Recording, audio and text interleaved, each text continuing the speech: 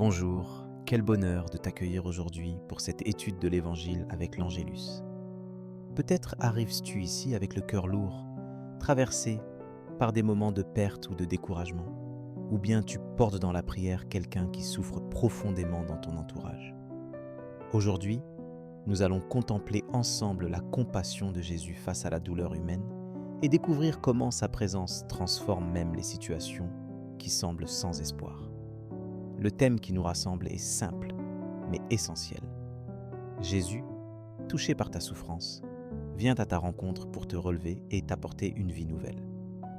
À travers cet évangile, tu vas voir comment Jésus ne reste jamais indifférent devant la peine, ni devant ce qui paraît irréparable. Peut-être te demandes-tu, où est Dieu dans ma souffrance? Ou peut-il vraiment voir mes larmes? L'évangile du jour, Luc chapitre 7, versets 11 à 17, va nous éclairer sur ce sujet. Car dans ce passage, la tendresse et la puissance de Jésus se manifestent d'une manière bouleversante, et elles peuvent venir toucher ta propre histoire. Lecture de l'Évangile. Luc chapitre 7, versets 11 à 17. En ce temps-là, Jésus se rendit dans une ville appelée Naïm. Ses disciples faisaient route avec lui, ainsi qu'une grande foule. Il arriva près de la porte de la ville au moment où l'on emportait un mort pour l'enterrer. C'était un fils unique, et sa mère était veuve. Une foule importante de la ville accompagnait cette femme. Voyant celle-ci, le Seigneur fut saisi de compassion pour elle et lui dit « Ne pleure pas ». Il s'approcha et toucha le cercueil. Les porteurs s'arrêtèrent, et Jésus dit « Jeune homme, je te l'ordonne, lève-toi ». Alors le mort se redressa et se mit à parler. Et Jésus le rendit à sa mère.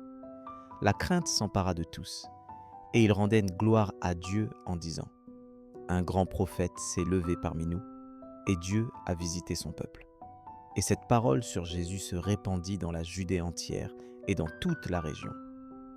À ce moment précis de sa vie, Jésus marche vers Naïm, entouré de ses disciples et d'une foule nombreuse.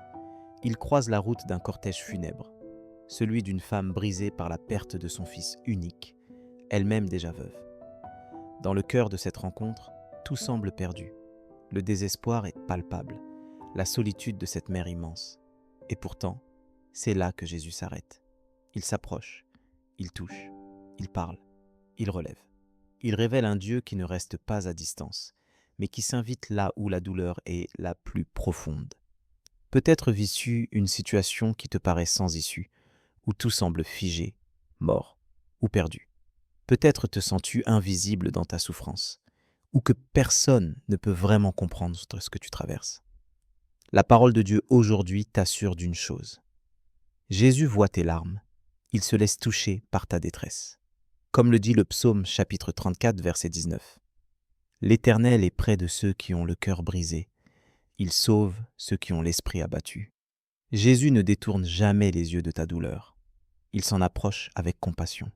Dans la Bible, à chaque fois que Jésus rencontre la misère humaine, il s'arrête, il s'implique, il restaure. Souviens-toi de Matthieu chapitre 11, verset 28, où il te dit « Venez à moi, vous tous qui peinez sous le poids du fardeau, et je vous donnerai du repos. » Il ne promet pas une vie sans épreuve, mais il t'assure sa présence, son regard tendre et l'espérance d'un relèvement, même quand tout semble fini. Aujourd'hui, je t'invite à confier à Jésus ce qui te pèse. Ose lui présenter tes peurs, tes pertes, tes deuils, même ceux que tu n'oses pas partager avec les autres. Demande-lui de venir toucher ce qui te semble impossible à relever. N'oublie pas, comme il l'a fait à Naïm, il s'arrête auprès de toi et il veut parler de vie là où tout semble mort. Mets en pratique ce que dit Philippiens chapitre 4, versets 6 à 7. Ne vous inquiétez de rien, mais en toute chose faites connaître vos besoins à Dieu par des prières et des supplications, dans une attitude de reconnaissance. Et la paix de Dieu, qui surpasse toute intelligence, gardera vos cœurs et vos pensées en Jésus-Christ. Pour te mettre en marche dans cette confiance, prends un temps aujourd'hui pour t'arrêter, comme Jésus s'est arrêté. Présente-lui dans la prière le nom d'une personne ou une situation qui te fait mal et demande-lui d'y apporter sa tendresse et sa puissance de relèvement. Laisse-toi toucher par sa compassion et attends-toi à sa paix.